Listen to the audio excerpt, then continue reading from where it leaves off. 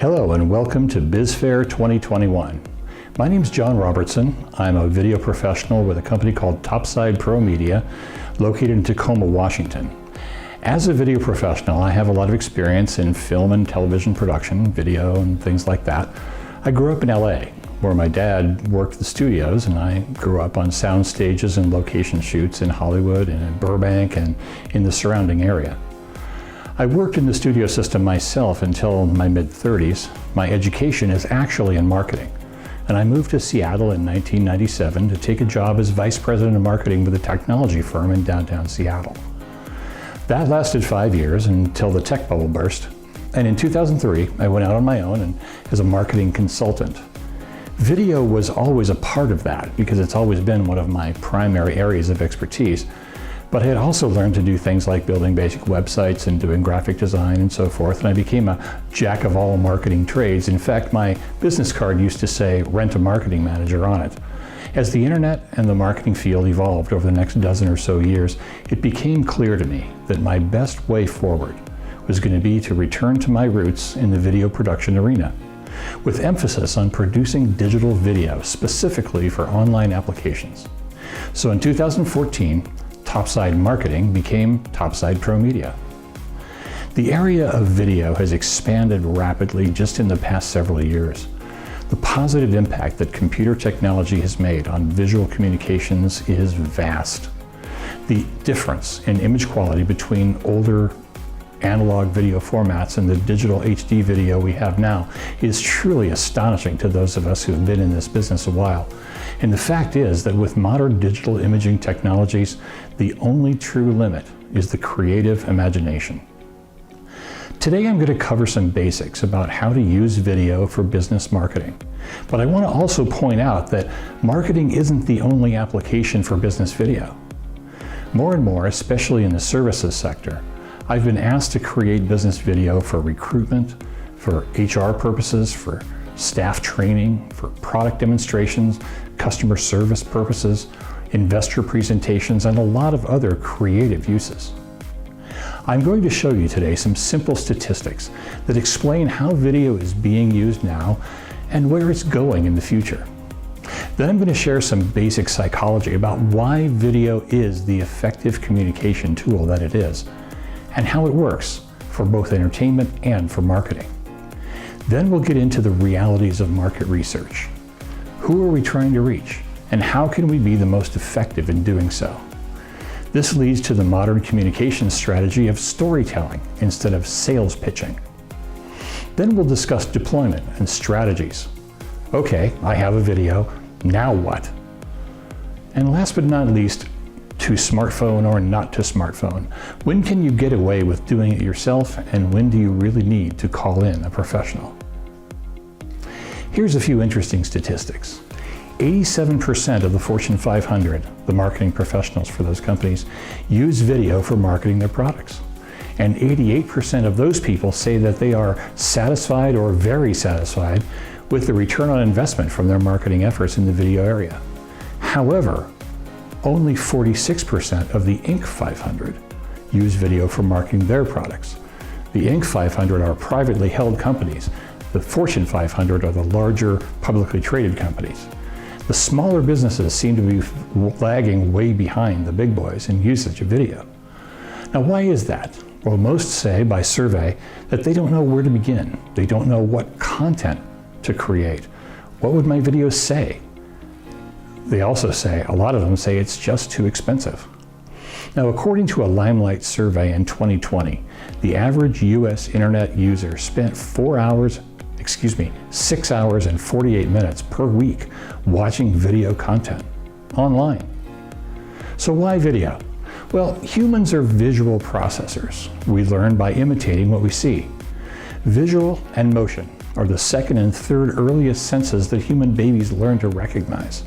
The first being sound, usually heard in vitro, and usually their mother's voice. Video combines all three of these senses: vision, motion, and sound. Only about 10% of people will retain data that they read, especially if it's only read once. About another 25% of people will retain data that is communicated verbally. So written and verbal communication both rely on the recipient's experience or imagination to create mental imagery, which is then remembered. If you read or hear someone say the word apple, the mental imagery that's created with that comes directly from you. You may envision a green apple, a red apple, a multicolored apple, an apple on a tree, an apple on a teacher's desk, or even the logo of a well-known computer and smartphone company. If you come from a country on earth where apples as a fruit are unknown, you may not visualize anything at all. Or you may invent something that your imagination tells you apples should be like. We can't be certain that any of this visual imagery is an exact match with the intentions of the person who communicated apple to you, whether verbally or in writing. 60% of people will retain data that they see in an illustration or a still photograph, but a whopping 89% will retain information that they see in a video. The combination of imagery, movement, and sound create deeply penetrating impressions on human minds. Multiple studies have shown that this is the most effective form of advertising. That's why, even today, after so many years, you can still remember the product jingles from your early days of watching TV. You can remember the theme songs of TV programs that were canceled decades ago, and the plots of movies that you saw way back in your teens. And this is why, for so many decades, television commercial advertising was the most expensive form of promotion, and it was reserved for large companies that had the marketing budgets to afford it. Today, with the advancements of digital video technology and the use of the internet as its delivery medium, the cost of video marketing is just a small fraction of what it was back then. Yet it, as a medium for compelling and engaging communication, is even more effective and compelling than it was in those days. So the cost threshold into the video marketing world is far, far lower now. So the other question now is, what would I say? What kind of video should I create? How can I use the content to help market my business? Do you remember the clumsy, hackneyed situation comedies and the black and white slapstick of the 1950s and 60s on TV, and even into the 70s? Broadcast and cable television today have still got some of that same kind of buffoonery, i.e. reality TV, but also now they offer well-developed content with production values that are comparable in content quality to theatrical feature films. And some state-of-the-art technologies are being used for that. Corporate, commercial, and promotional video, with their limited budgets and lower talent pools, are behind in this development. But the technologies are becoming more and more accessible. Further, the messaging in both cases have evolved to become more sophisticated as well. Think for a moment about who you are marketing to. These people grew up watching television and movies on VHS, on DVD, and on cable. Now the younger audience is getting used to watching entertainment content online through video on websites and via video streaming services. Video is their native language. Nelson Mandela once said, "If you speak to a man in a language he understands, it will go to his head. But if you speak to a man in his native tongue, it goes to his heart." And your audience speaks video as their native language, and that means two things. First, they hate commercials. Commercial breaks are when viewers talk to each other. They get up to stretch, visit the restroom, etc. Commercials today have to be especially compelling, very engaging, or some other way of capturing attention, or they will be largely ignored. And we all know that. Most of us just are able to just completely tune them out. But the second thing it means is that your audience loves a good story. That's why they watch television and movies in the first place. So instead of hitting them over the head with commercial and hype, tell them a story instead. Human beings have been telling each other stories since the dawn of recorded history, and probably long before that. The earliest written fictional story we have evidence of is called the Epic of Gilgamesh. Pieces of it have been found in the ruins of ancient Sumer, which was the capital of the world's earliest civilization. Those have been dated by archaeologists to be almost 6,000 years old. Many of our great teachers throughout history, religious figures and philosophers from Plato to the Buddha and especially Jesus, have all used storytelling to make pivotal points. They illustrated important principles by telling stories and parables. Storytelling works, not only because it makes a memorable connection with the listener, it also gives the teller a level of authority and authenticity. The primary power that telling stories on the screen gives the teller is that the viewers have been conditioned by Hollywood movies and television and so forth to become willing to suspend their disbelief.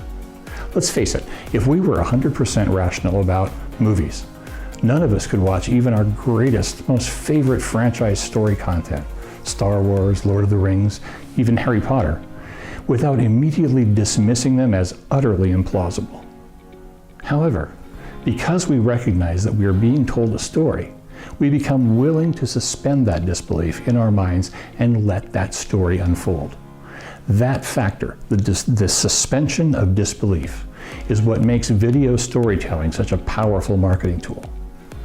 So here are my rules for creating interesting and engaging storylines in business video. Number one, make the story about people, not products or features. People they can understand, people they can relate to. Show who this person is, how this person is likable, how they help others, what makes them good or special or unique.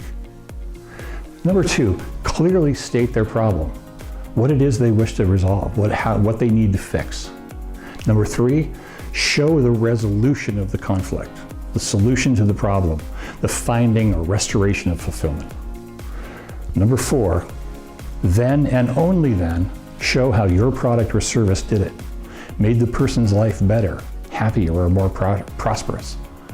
Number five, then go into the specific features and benefits of your product or service, the ones that made this resolution possible. Number six, do it all in less than 3 minutes, preferably half of that. So what works? For most services business, you must get the story to wrap around the customer. And for most services, the customer testimonial format usually works the best. For customers in the building trades, for example, especially things like remodels and repairs and re-roofing and things like that, I film a customer testimonial interview and then I intercut it with before, during, and after scenes of the actual work being done. But even there, I get a full statement of what prompted the customer to hire the contractor in the first place, which is the statement of the problem to be solved, and the contractor's impression of how well they think they can solve the customer's problem. And then at the end, I get the customer to tell you how happy they are with the product. Now, for products, I find out who uses the product, what result or need the customer wanted to have met, what motivates the purchase. Again, people are front and center in the storytelling. People. Once this is established, we show the result that has happened and the process using the product created. Once you have the story formulated, who do you tell it to? And how do you tell it? Video is not just for YouTube anymore. All the popular social media platforms are capable of carrying video content, and this was not true even just a few years ago.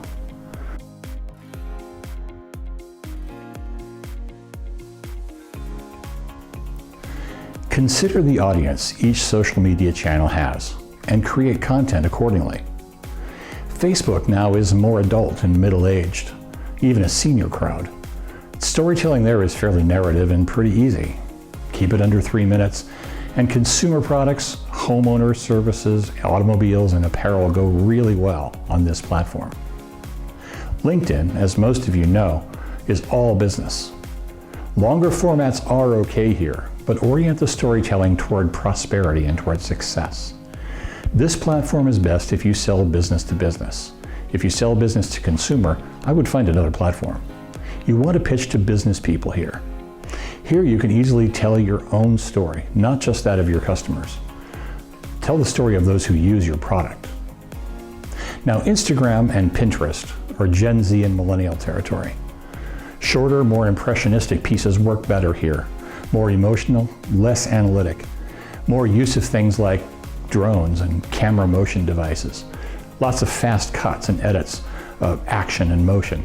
Make it short, exciting, cool, hip, and sexy. The two newer social media platforms are in fact video-centric. They're FaceTime and TikTok, and they're mostly the realm of teenagers and Gen Xers. If that is your market, use a high-end smartphone to shoot your content, as it will only be seen on other phones and devices with screens so small that image quality likely won't be an issue. So to wrap up, the critical question is, to smartphone or not to smartphone? When do you need to hire a professional? Depends on what you want.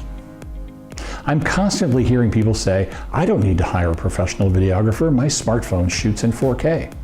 Well, that's true. Some smartphones will capture video in the 4K format. What people tend to not understand is what that means. The photoreceptor cell in your smartphone captures the image in the 4K format. But what creates the image is the lens. So which lens will get you a better image? The professional camera lens or this silly little piece of plastic right here? To decide whether you need a pro, ask yourself what you want the viewer to think, feel, or do after they've watched your video. What do you want them to know? Do they want them to know just who you are, the face behind the brand? Smartphone video has its uses. It adds a very personal dimension, a sense of intimacy, and a behind-the-scenes immediacy. If you want the viewer to just see you, up close and personal, warts and all, smartphone video does this in spades. However, if you want something that will present yourself in a professional, polished manner, you'll likely need to call in a professional video crew to achieve that. Remember also that it's not just about what you shoot with. Even adequate mid-grade equipment in the hands of a true professional will yield a better result than top-of-the-line, latest and greatest equipment in the hands of an amateur. So to wrap this up, this segment, here's what I'm going to do. I'm going to take my handy-dandy little personal video camera here. This is my personal Canon. It takes pretty pictures. It's not a professional camera, but you get the idea. And what I'm going to do is I'm going to turn this camera on, and I am going to show you what's actually behind the scenes so that you can see what I'm filming with. Because we're talking about equipment. So these are a couple of 500 watt, what we call 20 by 20 soft boxes. And they are, they're set up in a dual angle this way and that way. And what we'll see when I stand up and walk around here, there's my lovely wife Deanna, who's been so patiently helping me with the teleprompter, is what you'll see is this is the teleprompter that I've been using to tell you my lines with. Okay, and as we go around the side here, you'll see the laptop, and on that laptop is the text of the script. And now I'll show you where I've been standing, which is right over here. Oh, and that's our cat. That's the kitty. So I was I was in front of a green screen, and most of what you saw is digital in the background. So what I'm also going to show you is this is the setup. You can see my video camera fed right directly into the shroud of the teleprompter. And I'm also showing you, this is the sound mixer here that she's been using to channel the audio from my mic into the video audio track. So that's the basic setup. There's a lot more that goes into it, of course, but that's the basic setup here. And just to wrap up, so you've seen a little bit of the technology involved, and we've discussed a bit of the creativity that goes into using that technology professionally. So thank you very much for sitting in with us today. We're very glad that you were able to attend BizFair 2021. And I'm going to now open the floor to any questions that anybody might have for me. Please feel free to ask any questions that you might have. Again, thank you for watching this video.